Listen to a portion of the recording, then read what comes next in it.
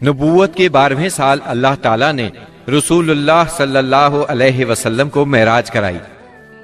پاک ہے وہ ذات جس نے اپنے بندے کو راتوں رات مسجد حرام سے مسجد اقصی تک کی سیر کرائی، جس کے گرد ہم نے برکت دے رکھی ہے تاکہ اسے ہم اپنی نشانیاں دکھائیں۔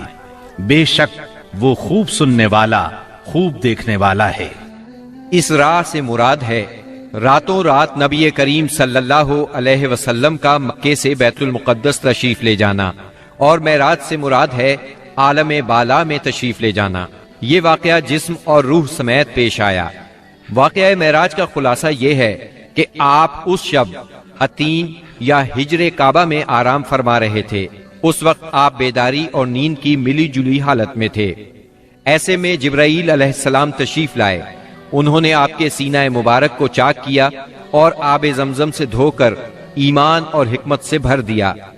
پھر آپ کے سامنے سواری کے لیے براق لایا گیا، جو گھوڑے سے قدرے چھوٹا سفید رنگ کا جانور تھا۔ اس کی تیز رفتاری کی وجہ سے اسے براق کا نام دیا گیا۔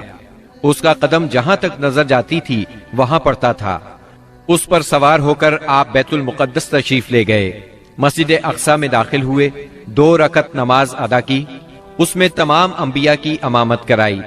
پھر جبرائیل علیہ السلام آپ کے پاس 2 برتن لائے، ایک میں شراب تھی، دوسرے میں دودھ۔ آپ نے دودھ پسند فرمایا۔ اس پر جبریل علیہ السلام نے کہا، آپ نے فطرت پائی، آپ کو ہدایت نصیب ہوئی اور آپ کی امت کو بھی۔ اگر آپ شراب کو پسند فرماتے تو آپ کی امت گمراہ ہو جاتی۔ اس کے بعد آپ کو بیت المقدس سے آسمان دنیا تک لے جایا گیا۔ جبریل علیہ السلام نے دروازہ کھلوایا، آپ کے لیے دروازہ کھولا گیا۔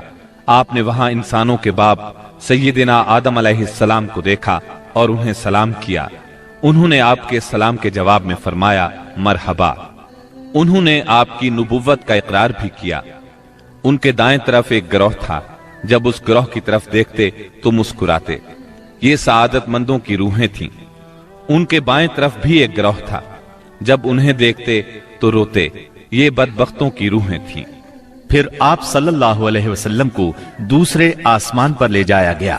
جبرائیل علیہ السلام نے دروازہ کھلوایا، آپ کے لیے دروازہ کھولا گیا۔ آپ نے اس میں 2 خالہ زاد بھائیوں یعنی سیدنا عیسیٰ ابن مریم علیہ السلام اور سیدنا یحییٰ علیہ السلام کو دیکھا اور انہیں سلام کیا۔ انہوں نے جواب دیا مرحبا اور آپ کی نبوت کا اقرار کیا۔ پھر تیسرے آسمان پر لے جایا گیا۔ وہاں آپ نے سیدنا یوسف علیہ السلام کو دیکھا۔ انہیں آدھا حسن دیا گیا تھا۔ آپ نے انہیں بھی سلام کیا۔ انہوں نے جواب میں کہا مرحبا۔ پھر آپ کی نبوت کا اقرار کیا۔ پھر آپ کو چوتھے آسمان پر لے جایا گیا۔ وہاں سیدنا ادریس علیہ السلام کو دیکھا اور آپ نے سلام کیا۔ انہوں نے سلام کا جواب دیا مرحبا اور آپ کی نبوت کا اقرار کیا۔ پھر 5ویں آسمان پر لے جایا گیا۔ وہاں سیدنا ہارون علیہ السلام کو دیکھا اور انہیں سلام کیا۔ انہوں نے سلام کا جواب دیا مرحبا اور آپ کی نبوت کا اقرار کیا۔ پھر آپ کو 6 آسمان پر لے جایا گیا۔ وہاں سیدنا موسیٰ بن عمران علیہ السلام سے ملاقات ہوئی۔ آپ نے انہیں سلام کیا۔ انہوں نے جواب میں کہا مرحبا اور آپ کی نبوت کا اقرار کیا۔ اس کے بعد آپ کو 7ویں آسمان پر لے جایا گیا۔ وہاں آپ کی ملاقات ابراہیم علیہ السلام سے ہوئی۔ آپ نے انہیں سلام کیا۔ جواب میں انہوں نے کہا مرحبا اور آپ کی نبوت کا اقرار کیا۔ وہ اپنی پشت بیت معمور سے لگائے ہوئے تھے، جس میں روزانہ 70,000 فرشتے داخل ہوتے ہیں، اور وہاں ان کے پلٹنے کی باری نہیں آتی۔ پھر آپ کو سدرۃ المنتہا تک لے جایا گیا۔ اس کے پتے ہاتھی کے کان جیسے اور پھل بڑے کونڈوں یا ٹھیلوں جیسے تھے۔ پھر اس پر سونے کے پتنگے چھا گئے، اور اللہ کے حکم سے جو کچھ چھانا تھا چھا گیا۔ اس سے وہ سدرہ یعنی بیری کا درخت تبدیل ہو کر اتنا خوبصورت ہو گیا کہ اللہ کی کوئی مخلوق اس کا حسن بیان کرنے کی تاب نہیں رکھتی۔ پھر آپ کو جبار جل جلالہ کے حضور لے جایا گیا، اور آپ باری تعالیٰ کے اتنے قریب ہو گئے کہ 2 کمانوں کے برابر یا اس سے بھی کم فاصلہ رہ گیا۔ اس وقت اللہ نے آپ پر اور آپ کی امت پر دن رات میں 5 نمازیں فرض فرمائیں۔ اس میں شک نہیں کہ نماز اعلان نبوت کے ساتھ ہی فرض ہو گئی تھی، مگر اس وقت صرف فجر اور عصر کی 2 نمازیں فرض ہوئی تھی۔ چنانچہ آپ بھی 2 نمازیں ادا فرماتے رہے اور مسلمان ہونے والوں کو بھی 2 نمازوں ہی کی تعلیم دیتے رہے، یہاں تک کہ اس موقع پر 5 نمازیں فرض ہوئیں۔ عقیدہ توحید کے بعد نماز ہی اسلام کا وہ پہلا عظیم رکن ہے جو مسلمانوں پر سب سے پہلے فرض ہوتا ہے اور سب سے آخر تک فرض رہتا ہے۔ نماز کی فرضیت صحت و بیماری، خوشی و غمی، سفر و حضر اور خوف و خطر غرض کسی بھی حالت میں مسلمان سے ساقط نہیں ہوتی۔ موسم، جگہ کی تبدیلی اور کوئی بیماری ایسی نہیں جس میں مسلمان کو نماز کی معافی ہو۔ نبی اکرم صلی اللہ علیہ وسلم نے فرمایا، نماز میری آنکھوں کی ٹھنڈک اور دل کا سرور ہے۔ پھر اسی رات نبی صلی اللہ علیہ وسلم مکہ مکرمہ واپس تشریف لے آئے۔ صبح ہوئی اور آپ نے اپنی قوم کو ان بڑی بڑی نشانیوں کی خبر دی جو اللہ جل شانہ نے آپ کو دکھلائی تھی، تو قوم کے جھٹلانے اور تکالیف پہنچانے میں اور زیادہ شدت آ گئی۔ کسی نے تالیاں بجا کر آپ کا مذاق اڑایا تو کسی نے حیرت اور انکار کے انداز میں اپنے سر پر ہاتھ رکھ لیا۔